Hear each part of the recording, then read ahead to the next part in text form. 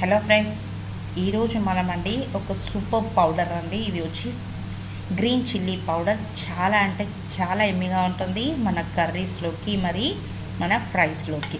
నార్మల్గా చిల్లీ వేయడానికన్నా, పచ్చిమిర్చి వేయడానికన్నా ఇలా పచ్చిమిర్చి పొడి వేశారనుకోండి, చాలా అంటే చాలా ఎమ్మిగా ఉంటుంది.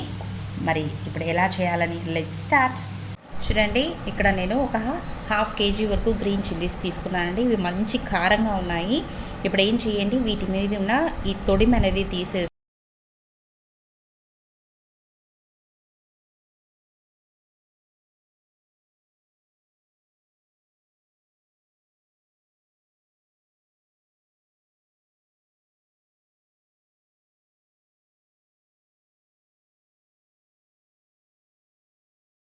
చూడండి. ఇప్పుడు ఒక ప్లేట్ పెట్టేసుకుని దాంట్లో ఒక 2 టేబుల్ స్పూన్స్ ఆఫ్ ఆయిల్ అనేది యాడ్ చేసుకోండి. కొంచెం ఆయిల్ అలా యాడ్ చేసుకొని దీని మీదకి ఇలా అప్లై చేసేసుకుందాము. ఎందుకంటే పట్టుకుంటాయి కాబట్టి కాస్త ఆయిల్ అప్లై చేశారనుకోండి, మనకు చిల్లీస్కి కలర్ కూడా చేంజ్ అవ్వదన్నమాట. ఇలా ఆయిల్ గ్రీస్ చేసేసి మనము గ్రైండ్ చేసి తెచ్చుకున్నాం కదా చిల్లీని, కచ్చా పచ్చాగానే వేసుకోండి. ఇలా అక్కడక్కడ చిల్లీస్ ఉంటాయి మనకు. చూడండి, ఇలా చిన్న చిన్న ముక్కలుగా దీన్ని రెడీ చేసేసుకోవాలి.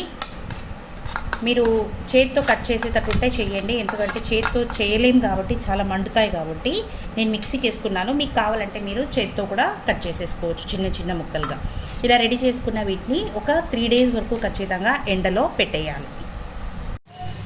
చూడండి, ఇక్కడ చిల్లీ ఒక్క డ్రై అయిపోయింది. నాకు ఇక్కడ మంచిగా పౌడర్ చేసి రెడీ చేసి తీసుకొచ్చేది. చూడండి, ఇప్పుడు ఇలా పౌడర్ చేసి తీసుకొచ్చేసాను. మన చిల్లీ పౌడర్ రెడీ అయిపోయింది.